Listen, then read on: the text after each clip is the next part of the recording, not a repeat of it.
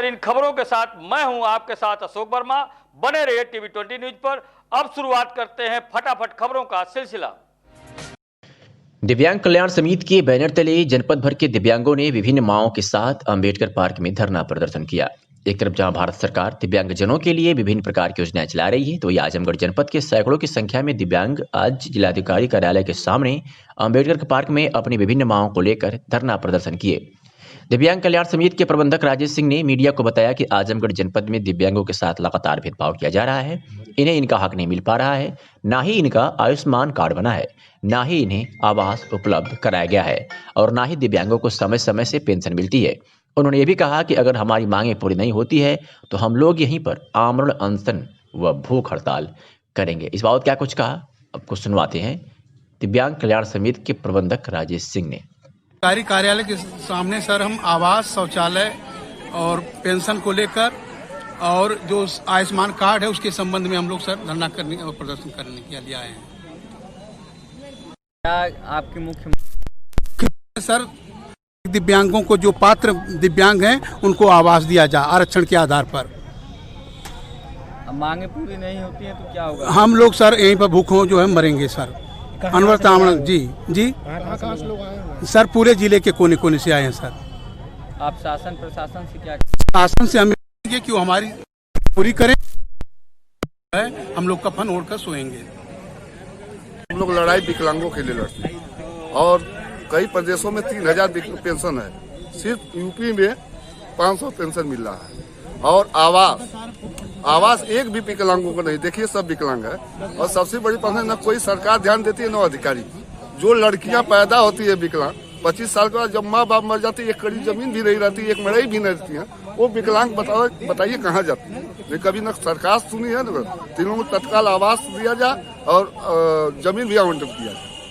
और हम यही मांग है। दूसरा है कि आयुष्मान भारत कार्ड भी बने इन लोगों को 3000 पेंशन किया जाए। यहाँ तक कि कम्बल, जो 50 रुपया कम्बल भी डीएम साहब देने के गरज नहीं किए ऐसे गरीबों को। बताइए किसी विकलांग को कम्बल नहीं किसी मिला किसी तरह से। ये स्थिति है यहाँ। कभी मुलायम सरकार में नंबर 2 की हैसियत रखने वाले शिवपाल यादव का नाता आजमगढ़ से जुड़ा हुआ है, क्योंकि मुलायम सिंह व शिवपाल यादव और अब अखिलेश यादव आजमगढ़ को ही पहली प्राथमिकता देते हैं, क्योंकि आजमगढ़ समाजवादियों का गढ़ माना जाता है। और अब शिवपाल यादव ने अपनी एक अलग पार्टी बना ली है। इसके बाद भी शिवपाल यादव का अपने पुराने साथियों पर पूरा भरोसा है। इसलिए जब शिवपाल यादव आजमगढ़ के अतरौलिया पहुंचे तो वहां कार्यकर्ताओं ने उनका जोरदार स्वागत किया। आपको बता दें कि बलिया से लखनऊ जाते समय प्रसपा के राष्ट्रीय अध्यक्ष शिवपाल यादव लगभग 20 मिनट अतरौलिया स्थित प्रसपा के जिलाध्यक्ष रामप्यारे यादव के आवास पर रुके। तत्पश्चात रामप्यारे यादव की माता स्वर्गीय भागीरथी देवी के चित्र पर पुष्प अर्पित कर उन्हें श्रद्धांजलि दिए। मौके पर पत्र प्रतिनिधियों से बात कर उन्होंने बताया कि जो कृषि विधेयक कानून बना है, यह पूरी तरह से किसान विरोधी कानून है। यह केवल पूंजीपतियों के लिए बनाया गया है कानून है। प्रगतिशील समाजवादी पार्टी इसका विरोध करती है, इसे तुरंत वापस लेना चाहिए। आइए सुनाते हैं कि प्रेस वार्ता करते हुए राष्ट्रीय अध्यक्ष शिवपाल यादव ने और क्या कुछ कहा। ये जो कृषि विधेयक कानून बनाया है तो ये किसान विरोधी कानून है। ये केवल पूंजीपतियों के लिए बनाया गया है। तो प्रगतिशील समाजवादी पार्टी इसके विरोध में है और तुरंत इनको वापस करना चाहिए। ये केवल उद्योगपतियों को कॉन्ट्रैक्ट फार्मिंग करके कानून जो बना है, तो उद्योगपतियों को ये किसानों वाली जो ज़मीन है, खेती है, वो देना चाहते हैं और किसान तो फिर मजदूर बन के रह जाएगा। सरकार का दावा है कि ये किसान के आड़ में कुछ राजनीतिक पार्टियां भी इस आंदोलन में सम्मिलित हैं, ऐसा भी है क्या? देखिए, अभी तो उन्होंने किसान, जितनी किसान नेता हैं, उन्होंने सबने पॉलिटिकल पार्टियों को मना किया। अगर मना नहीं किया होता तो हम भी साथ होते उनके, लेकिन हम किसानों के साथ इस कानून के विरोध में हैं। सामने 22 का चुनाव है, पार्टी कौन से मुद्दों को लेकर चुनाव में उतरेगी? देखिए, मुद्दे तो बहुत हैं। जितना इन्होंने कहा था भारतीय जनता पार्टी के लोगों ने, नारे भी बहुत अच्छे अच्छे दिए थे, कहा था अच्छे दिन आएंगे, किसानों की आय दोगुनी कर देंगे, वो भी नहीं कर पाए। 100 करोड़ नौजवानों को नौकरी देंगे, भ्रष्टाचार खत्म देंगे, भ्रष्टाचार बढ़ गया है 10 गुना। तो ये सब मुद्दे हैं, तो मुद्दे हैं। अब केवल ये है कि हमने जो नारा दिया है गैर भाजपावाद, सब जितने भी सेकुलर पार्टियां हैं, जितने समान विचारधारा वाली पार्टियां हैं, हम तो कहेंगे सब एक हो जाएं और भारतीय जनता पार्टी को अगर इस गैर भाजपावाद पार्टी जो आपने नारा दिया था, क्या अगर सपा भी गठबंधन चाहेगी तो आप उससे गठबंधन करेंगे? हाँ बिल्कुल, अलायंस करेंगे। हमने अपील की है छोटी पार्टियों से, बड़ी पार्टियों से, सब इकट्ठे हों। सर, अगर गठबंधन बनता है तो विधानसभा में जो सीटों का बंटवारा है उस पर क्या फार्मूला अपनाया जाएगा? तो देखिए, वो सबको देखिए, एक तो राजनीति में संघर्ष और त्याग, त्याग करना चाहिए, संघर्ष करना चाहिए। तो संघर्ष भी शुरू कर दिया है और आप पड़ेगा तो त्याग भी कुछ करेंगे, लेकिन अलायंस करेंगे। प्रगतिशील समाजवादी पार्टी रहेगी, चाहे भी चुनाव चिन्ह रहेगा हमारा अलायंस। भारतीय किसान मंच एवं संयुक्त मोर्चा के राष्ट्रीय अध्यक्ष देवेंद्र तिवारी ने प्रदेश के सभी किसानों से आह्वान किया है कि 26 जनवरी गणतंत्र दिवस के अवसर पर उत्तर प्रदेश के सभी किसान लखनऊ पहुंचे, जहां विशाल ट्रैक्टर रैली का आयोजन होना है। उन्होंने कहा कि किसान नहरिया चौराहे से लेकर विधानसभा चौराहे तक गणतंत्र दिवस पर शांति ट्रैक्टर मार्च निकालेंगे। भारतीय किसान मंच एवं संयुक्त मोर्चा के राष्ट्रीय अध्यक्ष देवेंद्र तिवारी ने कहा कि ट्रैक्टर मार्च निकालने के लिए दिल्ली से किसान नेताओं का निर्देश आया है, क्योंकि सरकार किसानों की बात नहीं मान रही है और न ही कोई मामले का हल निकाल पा रही है। आइए सुनाते हैं कि भारतीय किसान मंच के राष्ट्रीय अध्यक्ष देवेंद्र तिवारी ने क्या कुछ कहा। पूरे प्रदेशवासियों को और देशवासियों को कह रहा हूं कि जो यूपी के हैं वो लोग लखनऊ में 26 जनवरी वाले दिन विशाल ट्रैक्टर रैली का आयोजन किया गया है। उसमें सभी लोग सम्मिलित हों पूरी ताकत के साथ, और सरकार को दिखाना है कि हम किसान एक हैं।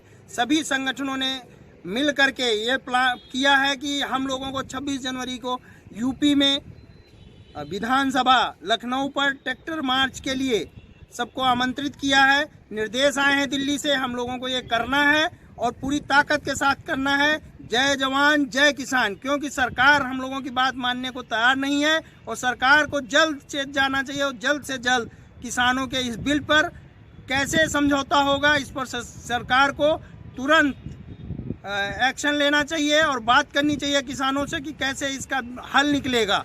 और नहीं तो ये 26 जनवरी के दिन हम लोग ट्रैक्टर रैली निकालेंगे, विशाल ट्रैक्टर रैली, विधानसभा हजारों की तादाद में ट्रैक्टर आएंगे और रैली होगी लखनऊ में। अम्बेडकर पार्क में कर रहे दिव्यांगों के धरने में पहुंचे ज्वाइंट मजिस्ट्रेट एसडीएम सदर गौरव कुमार व सीओसी डॉक्टर राजेश तिवारी से दिव्यांगों के साथ प्रदर्शन में आई हुई नेताओं ने बहस की है, जिसको लेकर ज्वाइंट मजिस्ट्रेट ने अम्बेडकर पार्क खाली कराने का शहर कोतवाल को निर्देश दिया है। एसडीएम ने कहा है कि दिव्यांग कल्याण समिति के बैनर तले जो धरने व प्रदर्शन किए जा रहे हैं वो नीतिगत फैसले हैं और जायज भी हैं और ये शासन स्तर से होना है। उन्होंने कहा कि दिव्यांगों की जो भी मांगे हैं उस पर विचार कर कैंप के माध्यम से समाधान किया जाएगा। ज्ञात हो कि अम्बेडकर पार्क में दिव्यांगजनों द्वारा धरना प्रदर्शन किया जा रहा है और अपनी विभिन्न मांगों के साथ जिलाधिकारी को मौके पर बुलाने के लिए अड़े हुए हैं। आइए सुनाते हैं कि ज्वाइंट मजिस्ट्रेट एसडीएम सदर गौरव कुमार ने क्या कुछ कहा। इसमें जो ये मांगों इनकी देखी गई हैं, जो यहाँ दिव्यांगजन को लेकर ये लोग आए हैं, इनकी जितनी भी मांगे हैं सभी नीतिगत मांगे हैं, सभी पॉलिसी मैटर्स है। चाहे वो दिव्यांगजनों को मुफ्त बिजली प्रोवाइड कराना हो, आवासों में उन्हें वरीयता दी जानी हो, सभी पॉलिसी मैटर्स हैं। इन पर निर्णय जो है वो शासन स्तर पर लिया जाना है। मेरा इनसे यही अनुरोध है कि ये अपना मांग पत्र हमें सौंप दें, हम उचित माध्यम से इनका मांग पत्र शासन को पहुंचा देंगे ताकि इनके जितने भी ग्रीवेंस हैं उनका सिस्टमिक रूप से एड्रेसल किया जा सके और यहाँ पर इस प्रकार शांति व्यवस्था भंग करने से किसी का भी जो है समाधान नहीं हो पाएगा। जहाँ तक बात है किसी के पेंशन प्रकरण के अटकने की या गलत नाम कटने की, उसके लिए मैंने आज भी जहानागंज में कैंप लगवाया है। कल यदि ये लोग कहेंगे तो मैं तहसील सदर में अपने यहाँ कैंप लगवा दूंगा, सभी ऑपरेटर्स को वहाँ बैठा दूंगा। जिन जिन को आवेदन करना है अपने पेंशन के लिए, वृद्धावस्था हो, दिव्यांगजन पेंशन हो, वो आवेदन करें। हम इंश्योर करेंगे कि उनका आवेदन समाज कल्याण विभाग तक पहुंचे और यदि वो पात्र व्यक्ति है तो उसके पेंशन खाते में पैसा आए।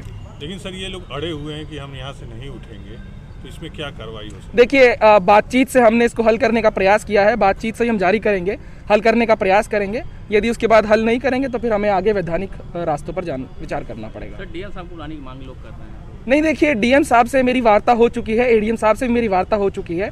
उन्होंने भी ये स्पष्ट कहा है, क्योंकि ऐसा नहीं है कि मेरे संज्ञान में आया है, ये पहले भी इस प्रकार कर चुके हैं।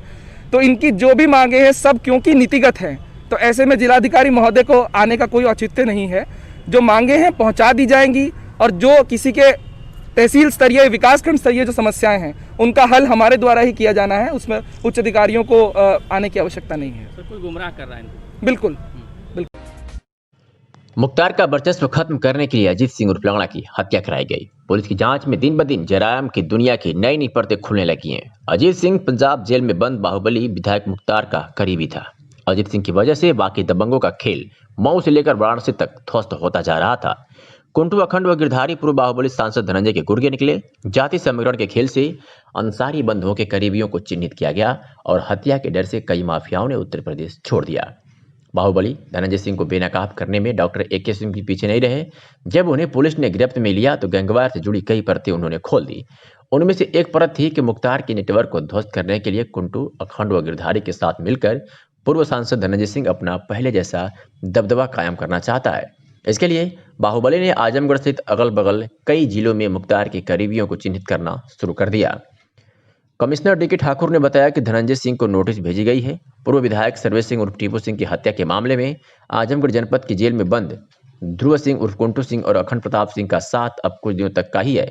सूत्र बताते हैं कि दोनों को एक ही जेल में बंद होने से और गैंगवार होने की आशंका है, इसीलिए अखंड को दूसरी जेल में शिफ्ट करने का प्लान तैयार किया गया है। दोनों से पूछताछ के बाद ही वारंट लेकर आजमगढ़ पहुंची लखनऊ पुलिस वहां के अफसरों से मिलकर 7 दिनों से पूछताछ करेगी। पुलिस को उम्मीद है कि इससे बाहुबली धनंजय सिंह के बारे में अहम जानकारियां मिलेगी। पुलिस ने शूटर मनीष का इलाज करने वाले डॉक्टर AK सिंह को फिलहाल धारा 176 IPC की कार्रवाई के बाद देकर हिदायत देकर छोड़ दिया। अब पुलिस उन्हें तलाश कर रही है जो कि शूटर मनीष को लेकर सुल्तानपुर इलाज के लिए पहुंचे थे। पुलिस को प्रदीप कबूतरा, विशाल सिंह, अंकुर बंधन के साथ साथ मनीष विपुल के अलावा एक अन्य की भी तलाश है। तो वही पुलिस की एक टीम मुंबई भी अपराधियों की गिरफ्तारी के लिए पहुंची हुई है। आजमगढ़ शहर कोतवाली के कटरा स्थित अग्रसेन इंटर कॉलेज के बगल में शंभू जायसवाल के घर में खाना बनाते समय सिलेंडर में आग लगने से अफरा तफरी मच गई। लोगों की सूचना पर कोतवाली पुलिस व फायर ब्रिगेड मौके पर पहुंची और आग पर काबू पाया। शहर के मध्य में हुई इस घटना से लोगों की भीड़ मौके पर पहुंच गई और आग पर काबू पाते ही लोगों ने राहत की सांस ली। हालांकि इस आगजनी से कोई बड़ा नुकसान व हताहत नहीं हुआ, सिर्फ 1-2 लोगों की हल्के झुलसने की खबर है। सिख समुदाय के 10वें गुरु गोविंद सिंह का 354वां वार्षिक प्रकाशोत्सव नगर के सुंदर गुरुद्वारा मातवरगंज में सिख बंधुओं द्वारा धूमधाम से मनाया गया। गुरुद्वारे में सुबह 10 बजे शब्द कीर्तन का पाठ शुरू हुआ तो दोपहर 3 बजे तक चलता रहा। इस दौरान आजमगढ़ के सभी धर्म के लोगों ने गुरु गोविंद सिंह के सामने मत्था टेका। सुंदर गुरुद्वारा के प्रवक्ता श्याम सुंदर ने बताया कि आज हम लोगों के लिए बहुत ही खुशी का दिन है। आज हमारे 10वें गुरु श्री गोविंद सिंह जी का जन्मोत्सव है और हम लोग उनका 354वां प्रकाशोत्सव बहुत धूमधाम से मना रहे हैं। गुरु गोविंद सिंह ने देश और धर्म के लिए खुद के प्राणों की बलि दे दी है। वह सभी को सीख देते थे कि आपस में मिलजुल कर रहिए, कोई भेदभाव ना रखिए। हम उन्हें याद करते हुए आज श्रद्धासुमन अर्पित किए हैं।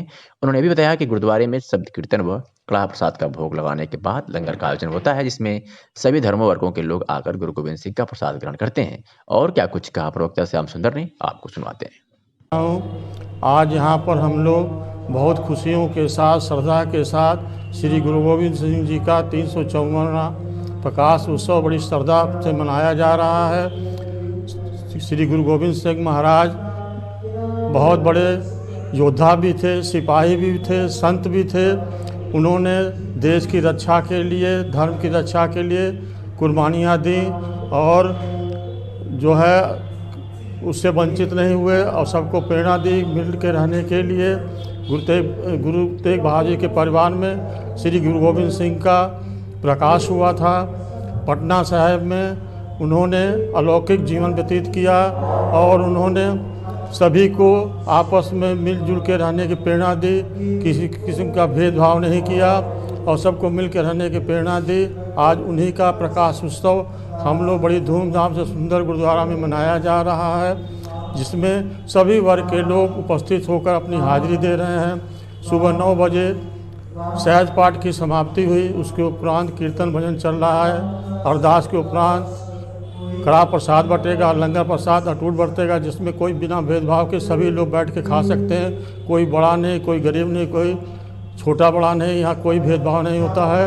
आज बहुत खुशी का दिन है कि हमारे ऐसे गुरु जिनका आज जन्मदिन है हम लोग खुशी से मना रहे हैं। बोले सो निहाल सत श्री अकाल।